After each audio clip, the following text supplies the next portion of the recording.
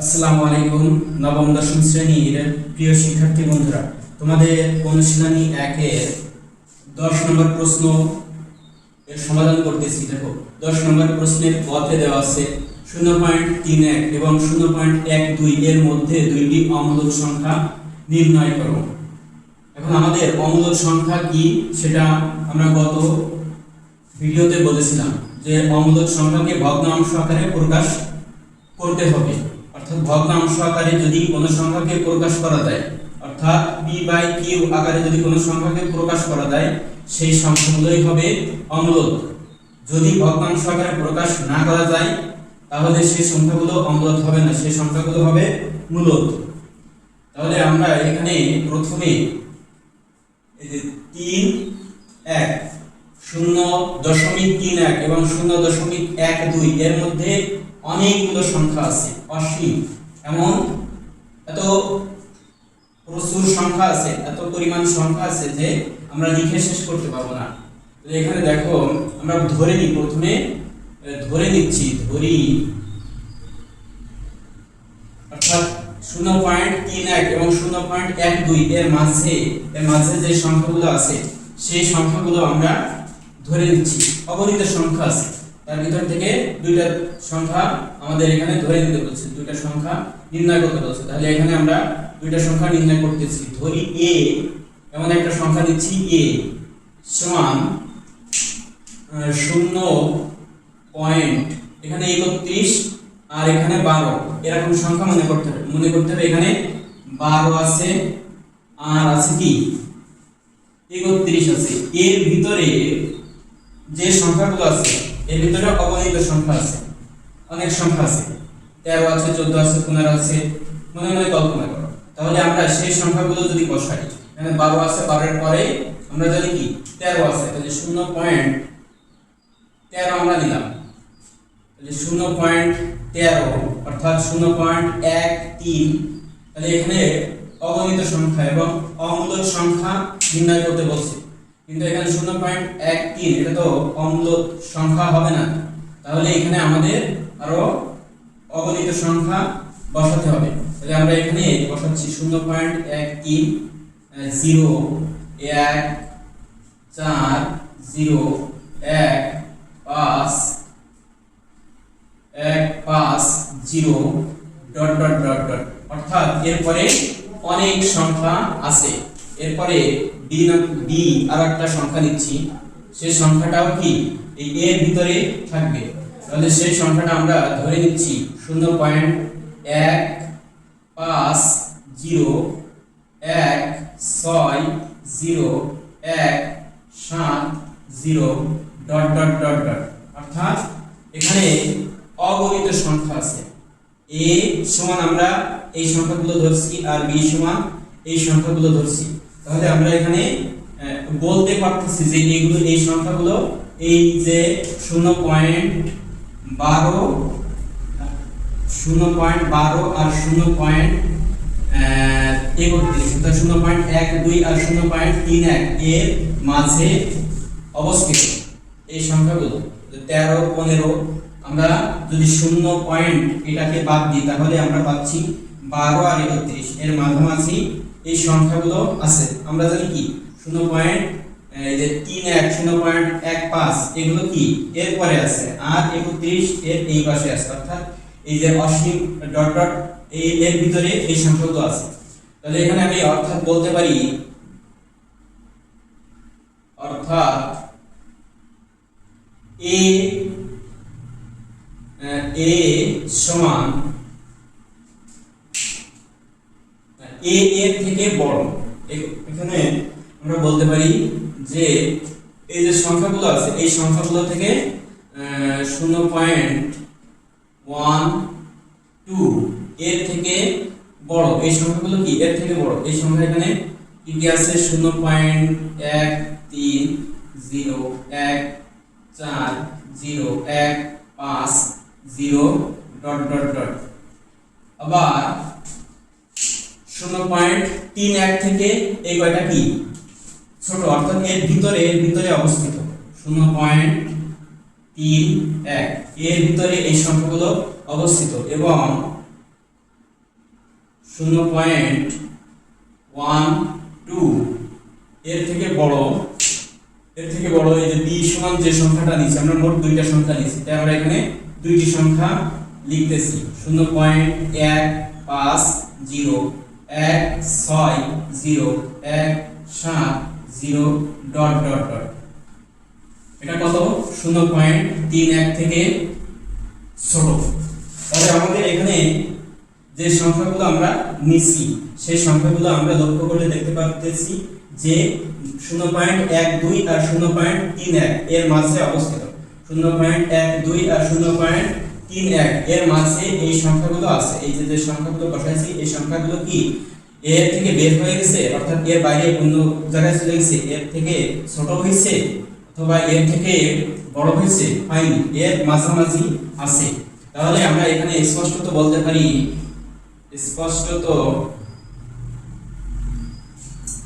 a অর্থাৎ a R b এই দুইটা সংখ্যা আমরা ধরেছিলাম a ও b দুইটি বাস্তব সংখ্যা।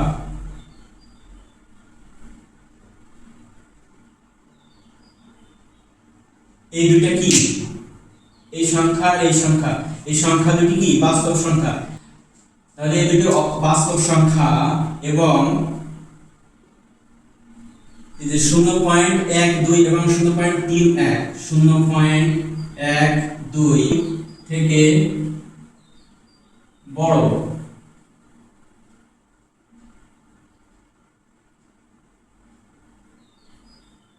ও 0.31 থেকে ছোট 0.31 থেকে ছোট 0.31 থেকে এই সংখ্যাগুলো কি ছোট। আবার a ও b কে সাধারণ ভগ্নাংশ আকারে প্রকাশ করা যায় না।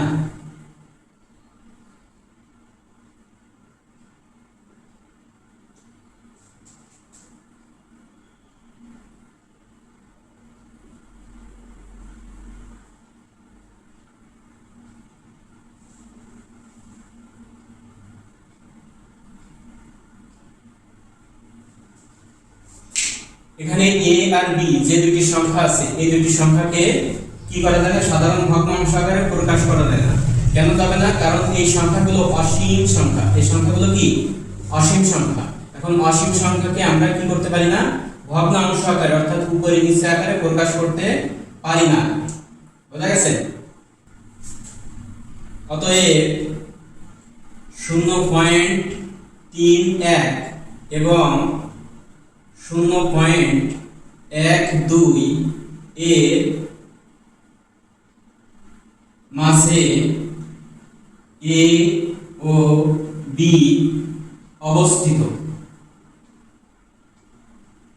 আমরা দেখতেছি কি যে এই যে 0.12 এবং 0.31 এর মাঝে এই যে সংখ্যা আছে এই সংখ্যা কি এই সংখ্যা হলো a, এই সংখ্যাটা হলো a আর এই সংখ্যাটা কি b, অর্থাৎ এই সংখ্যার মাঝে a ও b অবস্থিত এবং উভয়ই অমূলদ সংখ্যা। উভয়ই অমূলদ সংখ্যা। অতএব নির্ণেয় 0.31 এবং 0.12 এর মধ্যে a ও b অবস্থিত এবং এরা অমূলদ সংখ্যা।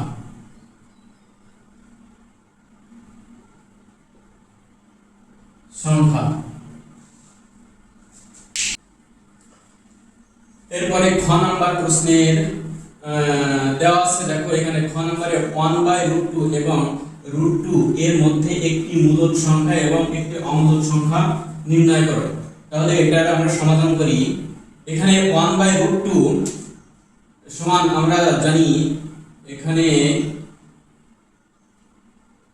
1/√2 is equal to 0.7071 dot dot dot এবং যে √2 আছে এই √2 সমান আমরা জানি 1.4142 ডট ডট ডট, অর্থাৎ এখানে 1.4142 এটা হচ্ছে √2 কে যদি আমরা ক্যালকুলেটরে চাপি, ক্যালকুলেটরে চাপলে এখানে √2 এর মান আসে 1.4142, আর ক্যালকুলেটরে যদি 1/√2 এটা চাপি তাহলে আমরা পাই 0.7172। এরপরে অসীম ডট ডট ডট ডট এরকম অসীম অনেকগুলো সংখ্যা আসে, এই দুইটা সংখ্যা পাচ্ছি। তাহলে এখানে আমরা এই দুটি সংখ্যা এর মধ্যে একটি মূলদ এবং একটি অমূলদ সংখ্যা নির্ণয় করতে বলছে।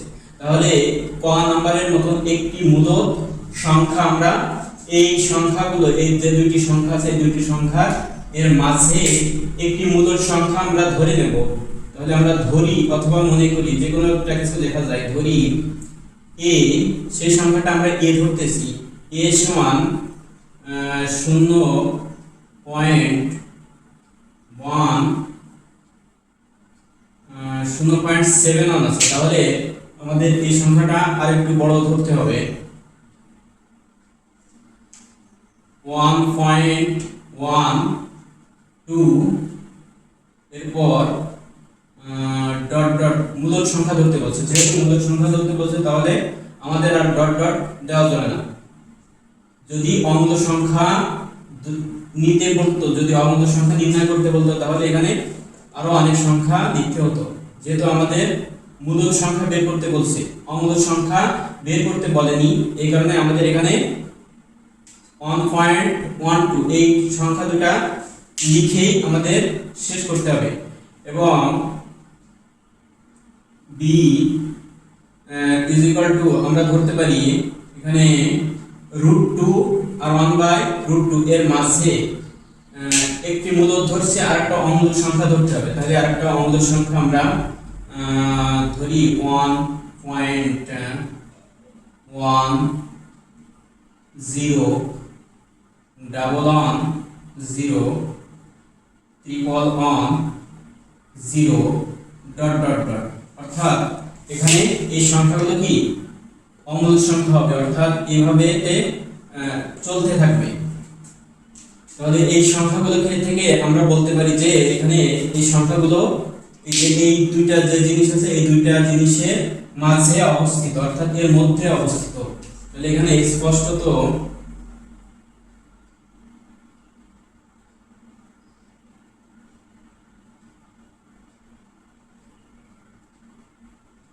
a ও b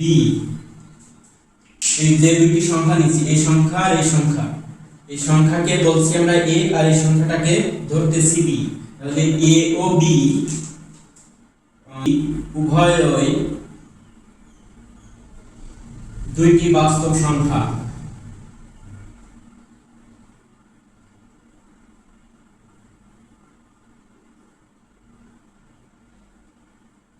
এটা কি বাস্তব সংখ্যা, অর্থাৎ বাস্তব জগতে আমরা এই সংখ্যাগুলো ব্যবহার করি, তাই এখানে এই দুটি বাস্তব সংখ্যা। এবং এই যে 1/√2 অর্থাৎ 1/√2 এর চেয়ে বড় এবং √2 এর চেয়ে ছোট।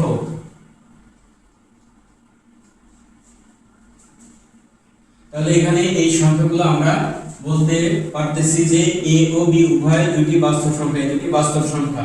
এবং 1/√2 এই যে সংখ্যাটা আছে 1/√2, এই 1/√2 এর থেকে বড়, 1/√2 এর থেকে 1/√2 সমান এখানে যেটা আছে সেটা থেকে 1.12 অর্থাৎ এখানে 0.7071 এর থেকে বড় 1.12, আবার √2 এর চেয়ে ছোট, অর্থাৎ √2 সমান আমরা এখানে পাইছিলাম যে 1.4142 এর থেকেও ছোট আছে এই সংখ্যা দুইটা।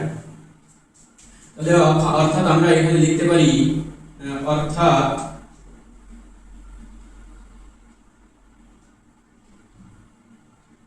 (1/√2) এর থেকে বড় সংখ্যাটি হচ্ছে 1.12। এখানে অনেক সংখ্যাগুলো আছে কিন্তু আমরা এখানে যেটা ধরছি সেই সংখ্যাটাই লিখতেছি। আবার এই 1.12 √2 থেকে ছোট, কারণ √2 এর মান আমরা জানি যে 1.4142 এই সংখ্যা। তাহলে এই সংখ্যাটা কি 1.41 থেকে ছোট আছে 1.12, অর্থাৎ 1.12 যদি ধরি আর এখানে 1.41, তাহলে এর থেকেও ছোট আছে। এবং 1/√2 এর থেকে এই সংখ্যাটা কিও, এই সংখ্যাটিও বড় 1.10.1011100 less than √2, অর্থাৎ এই যে সংখ্যা 1/√2 আর √2 এর মাঝে এই সংখ্যাটা অবস্থিত, অর্থাৎ √2 থেকে এটা ছোট বা 1/√2 থেকে এই সংখ্যাটা বড়। এই দুইটি সংখ্যা, যে দুইটি সংখ্যা আমরা লিখছি সেই দুইটি সংখ্যা, এগুলো থেকে এখানে এই 1/√2 থেকে বড় আর 1/√2 থেকে ছোট।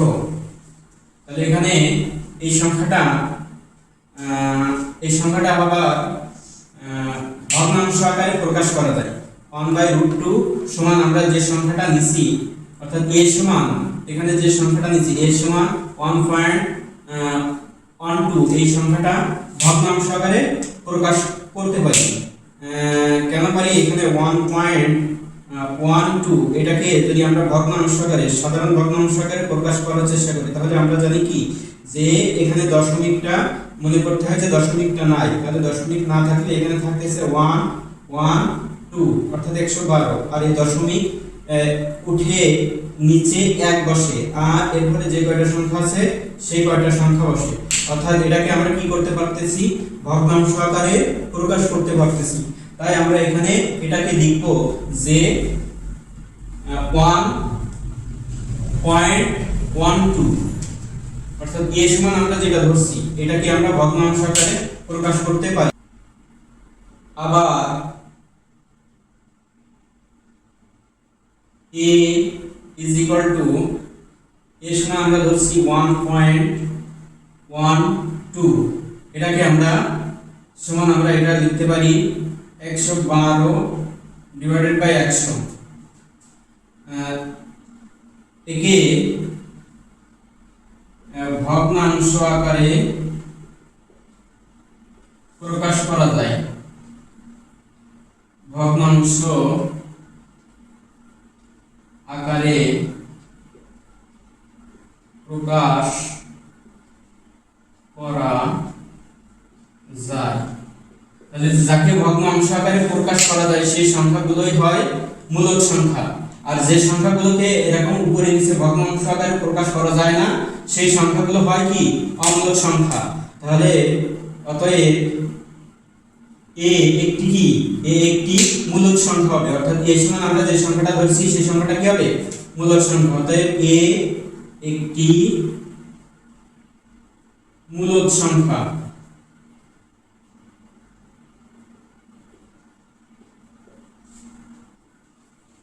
কিন্তু এখানে যে b সংখ্যাটা আমরা নিয়েছিলাম b সমান 1.1011101110 এই সংখ্যাটাকে ভগ্নাংশ আকারে প্রকাশ করা যায় না, কিন্তু b কে ভগ্নাংশ আকারে